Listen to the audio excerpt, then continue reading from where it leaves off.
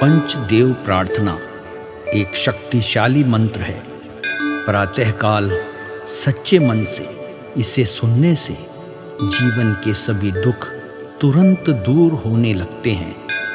पंचदेव प्रार्थना को प्रतिदिन सुनने से जीवन के असंभव कार्य भी संभव हो जाते हैं। तो आइए सुनते हैं यह पंचदेव प्रार्थना। गजाननं भूतगणादिसेवितं कपित्थजम्बूफलचारुभक्षणम् उमासुतं शोकविनाशकारकम् नमामि विघ्नेश्वर पादपङ्कजम्।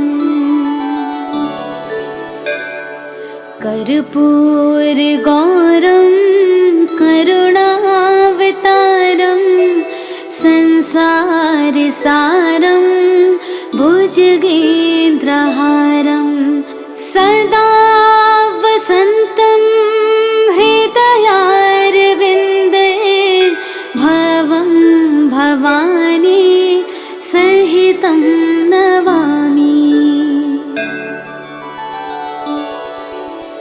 शान्ताकारं भुजगशयनं पद्मनाभं सुरेशं विश्वाधारं गगनसदृशं मेघवर्णं शुभांगं लक्ष्मीकान्तं कमलनयनं योगिभिर्ध्यानगम्यं वन्दे विष्णु भवभयहरं सर्वलोकैकनाथम्।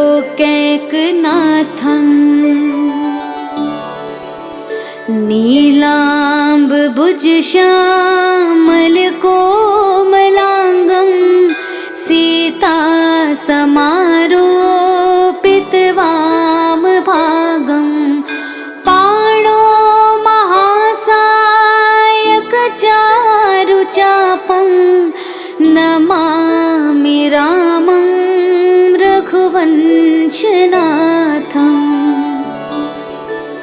मनोजवं मारुततुल्यवेगं जितेन्द्रियं बुद्धिमतां वरिष्ठं वातात्मजं वानुरयूथमुख्यं श्रीरामदूतं शरणं प्रपद्ये। करारविन्देन पादारविन्दं मुखारविन्दे विनिवेशयन्तं वटस्य पत्रस्य पुटेश्यानं बालं मुकुन्दं मनसा स्मरामि। या देवी सर्वभूतेषु शक्तिरूपेण संस्थिता नमस्तस्यै नमस्तस्यै नमस्तस्यै नमो नमः। नीलाञ्जनासमाभासं रविपुत्रं यमाग्रजं छायामार्तण्डसम्भुतं तं नमामि शनैश्चरम्। गजाननं भूतगणादिसेवितं कपित्थजम्बूफलचारुभक्षणम् उमासुतं शोकविनाशकारकम् नमामि विघ्नेश्वर पादपङ्कजम्। कर्पूरगौरं करुणावतारं संसारसारं भुजगेन्द्रहारं सदा वसन्तं हृदय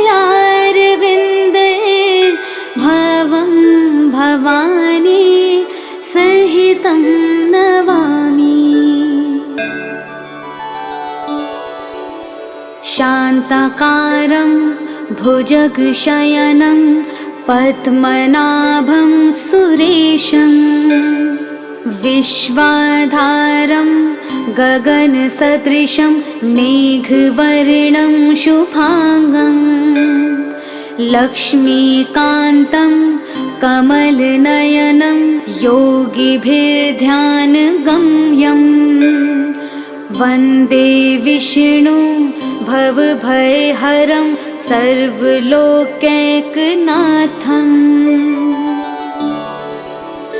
नीलाम्बुजश्यामलकोमलाङ्गं सीतासमारोपितवामभागं पाणो महासायकचारुचापं नमामि रामं रघुवंशनाथम् मनोजवं मारुततुल्यवेगं जितेन्द्रियं बुद्धिमतां वरिष्ठं वातात्मजं वानुरयूथमुख्यं श्रीरामदूतं शरणं प्रपद्ये करारविन्देन पादारविन्दं मुखारविन्दे विनिवेशयन्तं वटस्य पत्रस्य पुटेश्यानं बालं मुकुन्दं मनसा स्मरामि। या देवी सर्वभूतेषु शक्तिरूपेण संस्थिता नमस्तस्यै नमस्तस्यै नमस्तस्यै नमो नमः।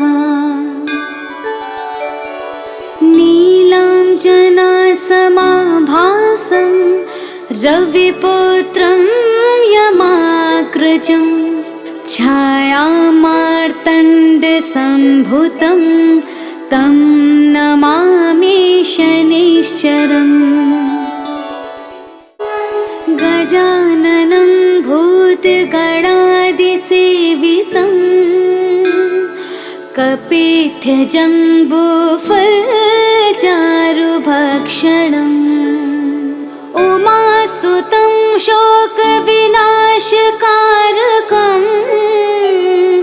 नमामि विघ्नेश्वर पादपङ्कजम्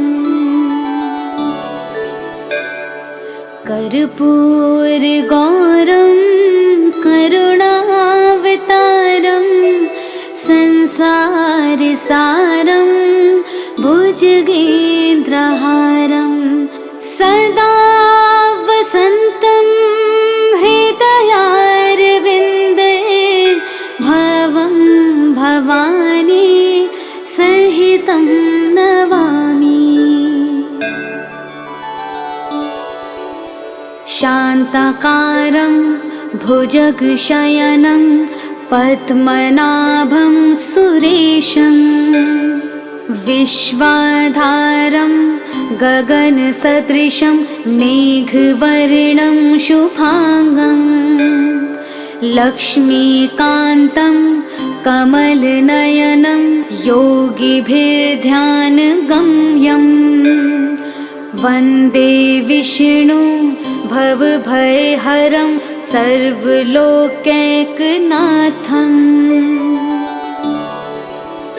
नीलाम्बुजश्यामलकोमलाङ्गं सीतासमारोपितवामभागं पाणो महासायकचारुचापं नमामि रामं रघुवंशनाथम्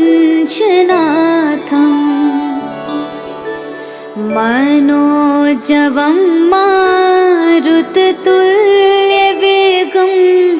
जितेन्द्रियं बुद्धिमतां वरिष्ठं वातात्मजं वानुरयोऽथमुख्यं श्रीरामदूतं शरणं प्रपद्ये। करारविन्देन पादारविन्दं मुखारविन्दे विनिवेशयन्तं वटस्य पत्रस्य पुटेश्यानं बालं मुकुन्दं मनसा स्मरामि।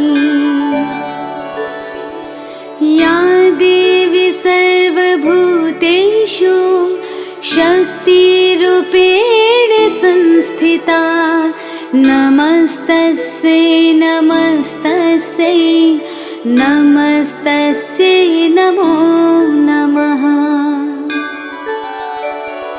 नीलाञ्जनासमाभासं रविपुत्रं यमाग्रजं छायामार्तण्डसम्भूतं तं नमामि शनैश्चरम्। गजाननं भूतगणादिसेवितं कपित्थजम्बूफलचारुभक्षणम् उमासुतं शोकविनाशकारकं नमामि विघ्नेश्वरपादपङ्कजम्। कर्पूरगौरं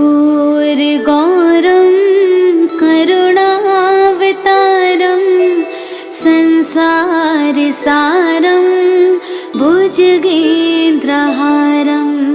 सदा वसन्तं हृदयारविन्दे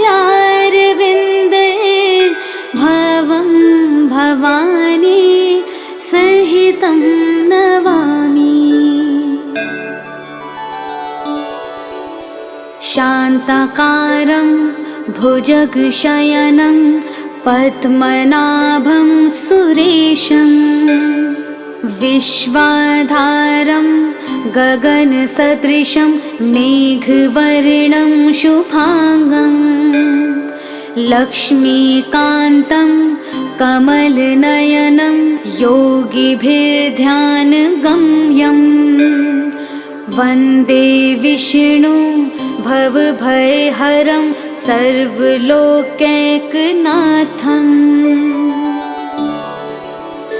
नीलाम्बुजश्यामलकोमलाङ्गं सीतासमारोपितवामभागं पाणो महासायकचारुचापं नमामि रामं रघुवंशनाथम्। मनोजवं मारुततुल्यवेगं जितेन्द्रियं बुद्धिमतां वरिष्ठं वातात्मजं वानुरयोऽथमुख्यं श्रीरामदूतं शरणं प्रपद्ये। करारविन्देन पादारविन्दं मुखारविन्दे विनिवेशयन्तं वटस्य पत्रस्य पुटेश्यानं बालं मुकुन्दं मनसा स्मरामि। या देवी सर्वभूतेषु शक्तिरूपेण संस्थिता नमस्तस्यै नमस्तस्यै नमस्तस्यै नमो नमः। नीलाञ्जनासमाभासं रविपुत्रं यमाग्रजं छायामार्तण्डसम्भुतं तं नमामि शनैश्चरम्। गजाननं भूतगणादिसेवितं कपित्थजम्बूफलचारुभक्षणम्। उमासुतं शोकविनाशकारकं नमामि विघ्नेश्वरपादपङ्कजम्। कर्पूरगौरं करुणावतारं संसारसारं भुजगेन्द्रहारं सदा वसन्तं हृदयारविन्दे भवं भवानी सहितं नमामि। शान्ताकारं भुजगशयनं पद्मनाभं सुरेशं विश्वाधारं गगनसदृशं मेघवर्णं शुभांगं लक्ष्मीकान्तं कमलनयनं योगिभिर्ध्यानगम्यं वन्दे विष्णु भवभयहरं सर्वलोकैकनाथम्।